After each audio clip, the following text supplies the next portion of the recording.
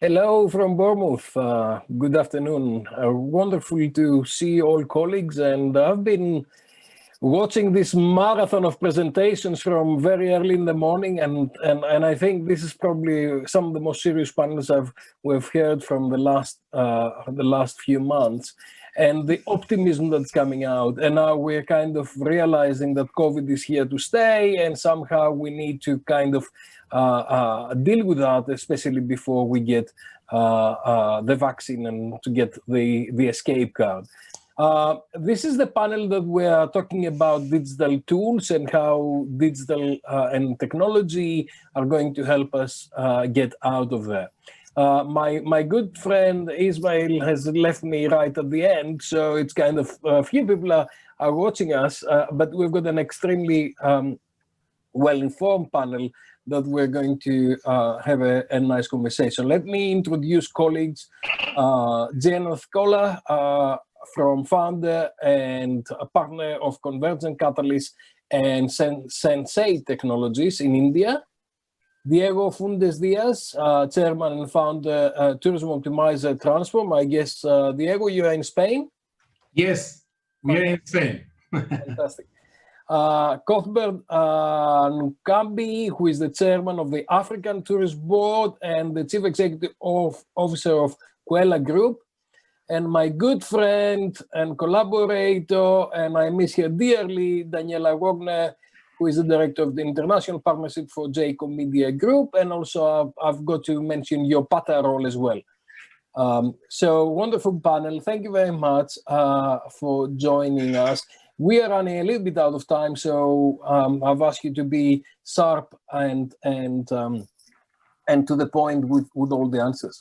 I think a lot of people have been looking into technology during this period to help us restart the tourism industry. And if I can have your initial statement on which tools have you seen operating, or which tools have you brought to the marketplace to support the restart of tourism. Jayant, can we start with you? Yes, one of the most important digital tools that we have seen are the contact tracing apps, right, which use mobile and GPS and advanced data analytics for heat maps. I mean, these apps have helped in containing the spread of the disease. And one other advanced technology tool that we have seen is computer vision, artificial intelligence algorithms, where the CCTV cameras in the resorts and hotels, running computer vision AI algorithms were used for, identifying if people were wearing masks, and also including, automating social distancing, right? People being 6 feet apart. So these are some of the tools that we've seen. We've seen ultraviolet disinfectant lights working with sensors, being used in hospitals and various manufacturing facilities and hotels. So these are some of the digital tools that we've seen that were used in the last few months. Thank you.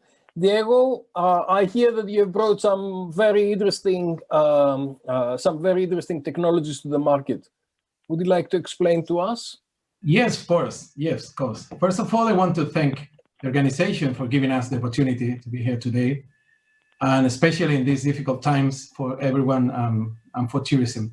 Probably travel and tourism never faced a challenge like this before. So let me highlight something. As you may know, for the last 5 years, we have been studying and creating tools for government and suppliers, for all the stakeholders of our sector, which facilitate the organization of these complex trips, so different from the rest of the travel and the rest of the clients. I'm talking about, as you know, about the governmental and institutional travels. I'm going to give you the perspective of the specific tools that in our case we have developed for the GTT sector, and that can perfectly be used in these complicated moments. And for our end, we have created a complete ecosystem of solutions, such as software monitors in these trips in real time. We had to create from the start a broad training and certification program with technological support that today can be accessed online. But what I mean is that in our case, we have always, from the beginning, bet on technology, on creating digital solution, and therefore we have a long way advanced already.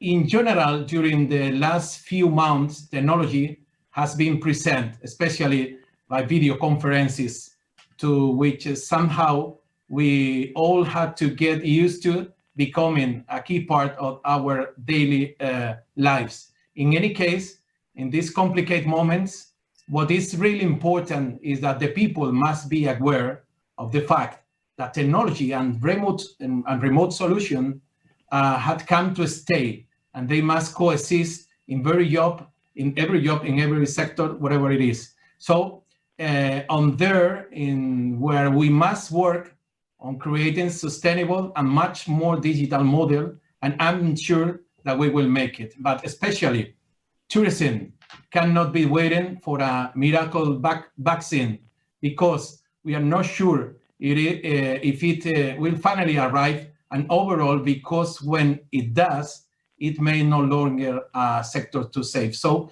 we must work now and seek for solution for the present and work for the future, more sustainable and resilient. Okay, let's keep that on the technology, Diego, let's speak to Cuthbert to see what's happening in Africa, and Okay. we'll come back and have some more discussion on. And I'd like you to be specific on what kind of technology, because a lot of people are asking us, what do we really want? How can we really support them? Cuthbert?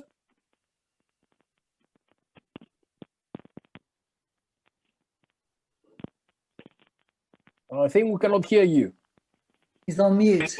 All right. Okay. Sorry. That's technology, Prof. Exactly. That's the first test, right? There's always an exam with the professor. What do you expect? But thank you so much. We really appreciate, and it's an honor once again to have me on this session, and also conveying my gratitude to my panelists. Look, we're looking at digitization in its holistic appreciation. We need a total digital transformation, the total mainstreaming of ICT in all social economic development sectors. We need to apply technology to radically change the process of doing business as we restart the sector with a driving force for innovative inclusion and system growth across the value chain. May I hasten to decry that if there was a time we need to synchronize our approach in enabling conducive environment and workable policy regulations, it is right now. Our governments should take full responsibility to create an enabling environment that will actually assist us, environment that is friendly, policy regulations that promote digital transformation. We now totally dependent on Internet of Things. As we start or activate the sector, our machine-to-machine ends, the 5G, which actually will assist in driving the digital transformation and easy accessibility and seamless approach in conducting one's business. I believe, therefore, that on the broad priority as a must in what we are doing business in terms of managing technology and responding to its digitalization. So the priority, Prof, and the must is to make sure that the internet continues to function in its absolute, increasing the bandwidth that is available as to avoid and reduce the levels of congestion that we experience in networks, especially during this COVID-19. We have seen global increase in internet traffic of more than 28% just beginning of this year. And some other countries, the rise has been as high as 50%. So therefore, surely technology is playing a pivotal role in our activation of our travel and tourism sector. Thank you so much. Daniela, I know that you have been traveling during this period, and I'm a little bit envious because I really want to travel with you. What kind of technologies have you used, and how can you see technology helping us restart tourism? Thank you, Dimitrios. I miss you too, by the way, and greetings to all of you on the panel. So yes, I think for me, there's like three layers to this. I think there's the things that have been developed as a result of COVID. So the track and trace apps that Jayant is talking about, and all the kind of quick fixes that we've got. Then I think there's a kind of business as usual layer, which is that actually lots of companies, I think this hasn't been spoken about very much, but lots of companies have actually used this situation, however bad and dramatic it is, to actually review their own systems and look at how they can fast track their development. And we've seen that a lot during the Travolution Summit, where we were talking to OTAs and online operators who actually used this period to kind of implement the changes that they were thinking about doing in the next 3 to 5 years, and have actually implemented them now, because this is quite a good time to do it. If you've got no clients, there's far more risk to look at your front end, to look at your back end. So I think there's a kind of business as usual transformation. And then I think there's a sort of future looking transformation about what's going to happen when we come out of this. The world was already moving into a world of smart travel, contactless travel, smart destinations, implementing strategies, and actually technology hopefully will not only be the tool to get us all to where we want to be, which is to relaunch a tourism which is much more sustainable, much more green, much more, future looking, if you like, but also to deal with the short-term problems. So I think it's these three layers that we're working on, and they're all working at the same time, and they're all basically quite disruptive. I really like your structure, because it kind of engages in the short term and the longer term, and I think you're absolutely right. I think we shouldn't be complacent. We have been working in tourism and technology for many years, but I think especially this year the situation was quite dramatic, because people were constantly looking for information. And I think we failed to provide the right information. Let's be honest with ourselves. We didn't provide the right information at the right time, and the information was changing all the time. So context-based information and real time was absolutely critical. And I think a lot of people were taken by surprise. I think they went into the business as usual, and instead of actually understanding the anxiety of the consumers, they were not in a position to progress some of those things at the speed that was required. And I think one of the most critical elements, especially when we start looking to bubbles and corridors, and we were looking to all this kind of techniques that people were looking, they were looking for specific information. And when I'm talking to both industry and colleagues, we find that they need more accurate information, more up-to-date information, and they need exactly to have the right information, the right response. How can you see the industry responding to these things and bring them forward in a way that we can support travelers, and also we can support the industry? Sorry, go ahead. No, please. Would you like to start with Diego, and then we're going to go to mix up a little bit. Come on, Daniela.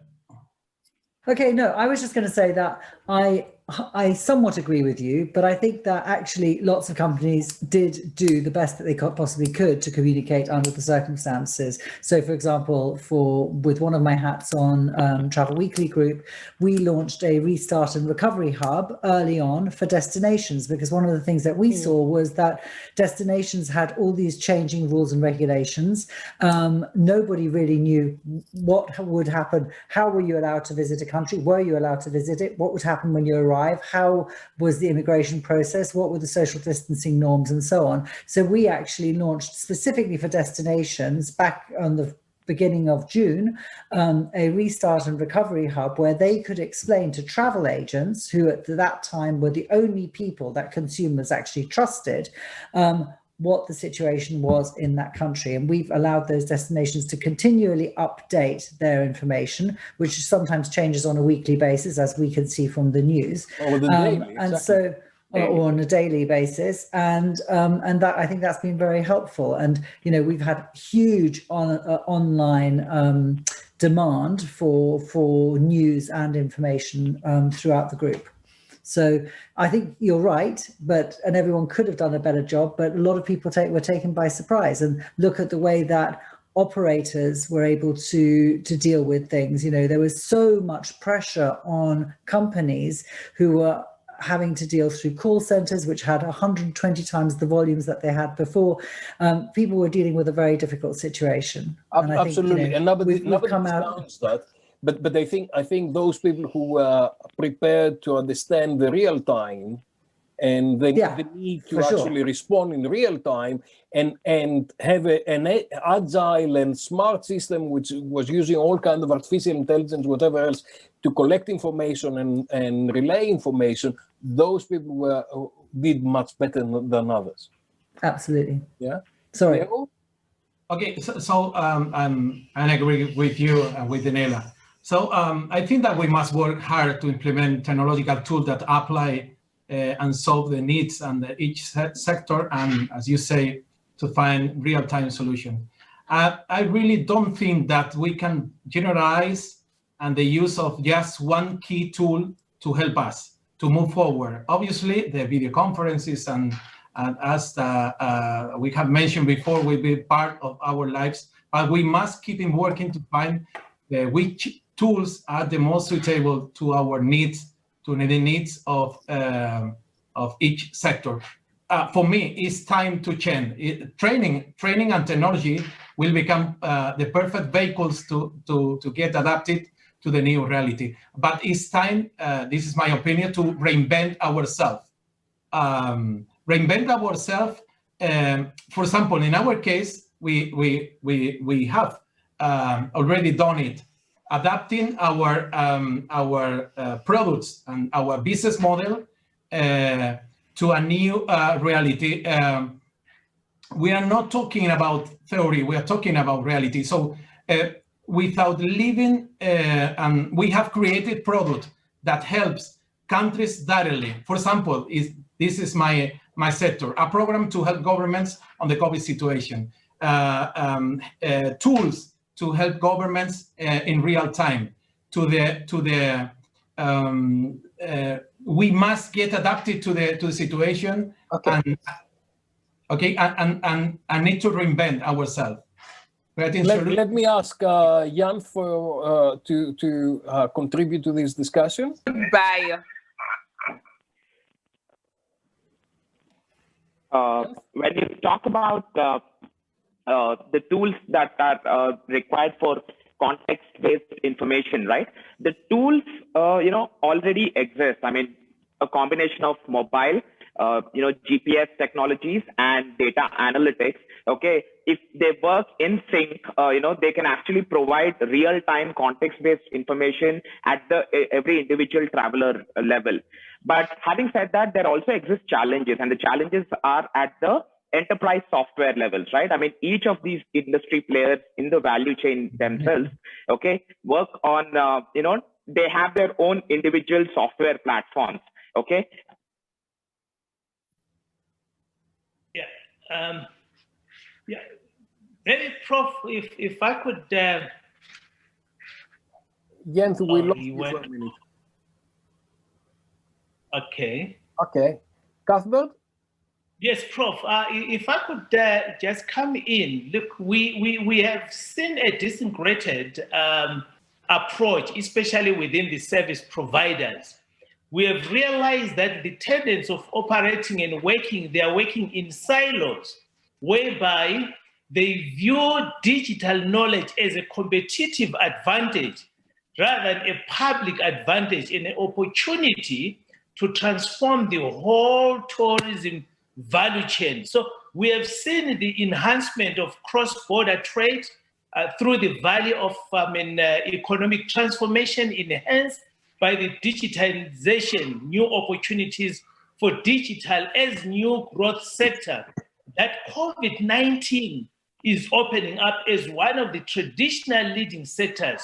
So therefore, there are more opportunities to apply digital technologies to supply chain management within the economic tourism space. So we need a well-coordinated approach within the service providers. Thank you. Cuthbert, I think you almost summarized it for me, and I got the note that I need to wrap it up because we're running out of time. But I think what is really critical is to realize that this is actually not a technological problem; it's a leadership problem, and I think you absolutely emphasize that it's a matter of how can we get together and understand what technology can do for us, but actually drive from the front. And I think it's leadership from governments and leadership from the tourism sector to understand how we can engage with all the tools that we've got available and develop resilience and develop the ability to actually deal in real time with all of those things that they're doing. Alicia, who is on the background, actually is doing her PhD with me in Bournemouth University on real-time resilience. And this is exactly what we're looking at. We're looking to how different actors can come together and enable us to work together and using technology to address all these challenges. I wish that we had another 3 days talking about these things. I think we'll have another opportunity. I promise you we'll organize something else that will be specifically on technology at some stage, and you'll all be invited to contribute to that. Thank you very much. We need to leave it here. Stay safe, do good, and take good care. Thank you. Thank you, Dimitrios. Bye-bye. Bye-bye.